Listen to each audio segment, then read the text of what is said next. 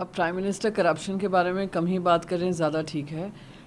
अदानी बचाओ अदानी बढ़ाओ कार्यक्रम सबने देखा है 2014 से जो शुरुआत हुई है।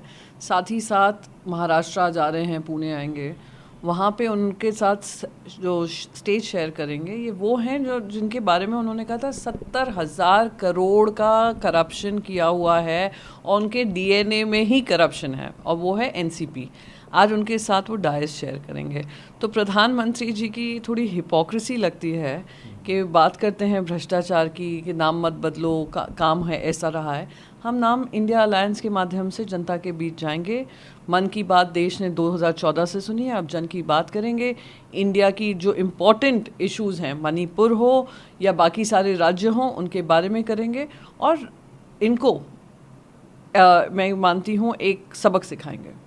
मैम पास है, लेकिन जो उसका स्टेटस है वो शायद कहीं ना कहीं ठीक नहीं है, लेकिन जो बिल है वो पास हो जाएगा। आपको लगता है कि मैम ये जो बिल आ रहा है, ये बात सिर्फ आंकड़ों की नहीं है, नंबर्स की नहीं है। ये बात फेडरल डेमोक्रेसी को जो बार बार उसके ऊपर ख़त्म करने की कोशिश की जा रही है, उसके ऊपर सवाल उठ खड़े होते हैं। सवाल ये उठ खड़ा होता है, क्या इलेक्टेड गवर्नमेंट से ऊपर केंद्र सरकार हो गई और केंद्र सरकार अपनी मनमानी कर सकती है?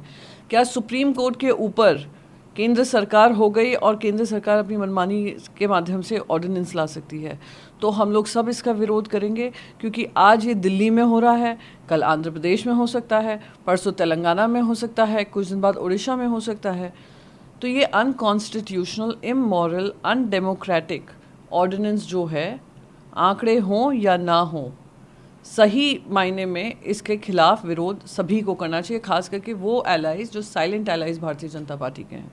मैम डायरेक्ट तरीके से बात करें, हम 2 मिनट की मैगी नहीं खाना चाहते, फुल मील कोर्स खाना चाहते हैं। हाँ, तो अब देखिए जो शॉर्ट ड्यूरेशन डिस्कशन का उन्होंने प्रस्ताव रखा कि हम शॉर्ट ड्यूरेशन डिस्कशन करेंगे। शॉर्ट ड्यूरेशन डिस्कशन क्या है कि 2-3 घंटे में आप लोग अपनी जिम्मेदारी से पल्ला झाड़ देंगे, प्रधानमंत्री को आकर पार्लियामेंट में बोलने की जरूरत नहीं पड़ेगी।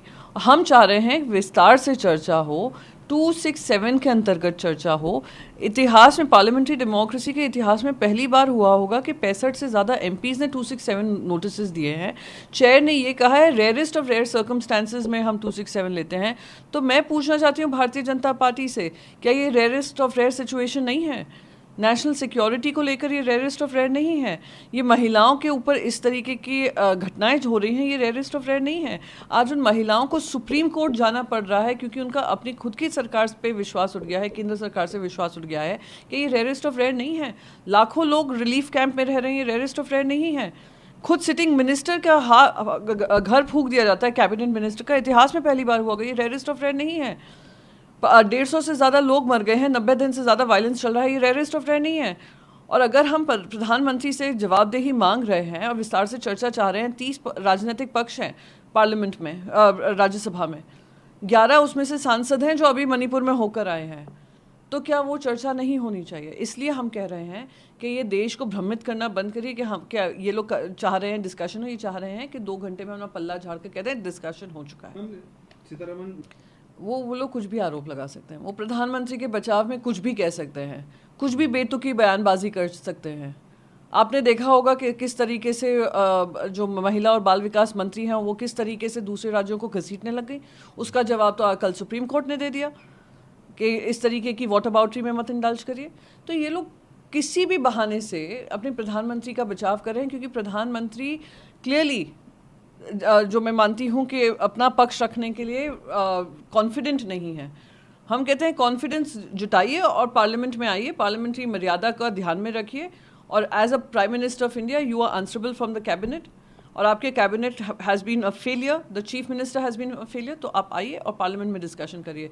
ये जो वो कह रहे हैं अपने डिफेंस में, जनता भी समझ रही है कि क्यों बचाव हो रहा है। सीजीआई ने भी, एक तो आप ये देखिए 14 दिन तो एफआईआर दर्ज करने में और 3 महीने लगे उनको न्याय देने में। कोई एक सिंगल अरेस्ट नहीं हुआ था जब तक वो वीडियो वायरल नहीं हुआ था। और अभी आपने हिरासत में किसको लिया है? जो वीडियो बना रहा था। तो सुप्रीम कोर्ट का सवाल बिल्कुल लाजमी है कि खुद होम मिनिस्टर वहाँ पर पहुँचे थे 29 जून को, 29 मई को होम मिनिस्टर वहाँ पर पहुँचे थे। क्या उनको नहीं पता था महिलाओं के साथ इस तरीके के जघन्य अपराध हो रहे हैं? खुद मुख्यमंत्री ने ऑन रिकॉर्ड कहा है 100 से ज़्यादा एफआईआर्स हैं और आज सुप्रीम कोर्ट को संज्ञान लेने की जरूरत पड़ी है। सुप्रीम कोर्ट ने क्लियरली कहा है 6000 से ज़्यादा FIRs हैं, उसमें बताइए महिलाओं के ऊपर हो रहे अपराध में उसमें कितने हैं और क्या क्या कार्रवाई की गई है। ये शर्मनाक है देश के लिए, कितने महीनों बाद उन महिलाओं को किसी तरीके का न्याय मिला और वो अब आकर कह रही हैं सुप्रीम कोर्ट में कि उनका विश्वास CBI पे नहीं है, वो चाहती हैं जुडिशियल इंक्वायरी हो और उनको जस्टिस मिले। तो आप समझ सकते हैं किस तरीके का आक्रोश वहाँ पर है और फिर भी मुख्यमंत्री अपनी जगह पे कायम है और प्रधानमंत्री अपनी जवाबदेही से भाग रहे हैं। नमस्कार, मैं हूं मानक गुप्ता। अगर आपको हमारा ये वीडियो पसंद आया हो तो इसे लाइक और शेयर जरूर करें और हाँ, हमें सब्सक्राइब और फॉलो करना ना भूलें ताकि आप देश और दुनिया की कोई खबर मिस ना करें। तो जुड़े रहिए हमारे साथ और देखते रहिए News 24।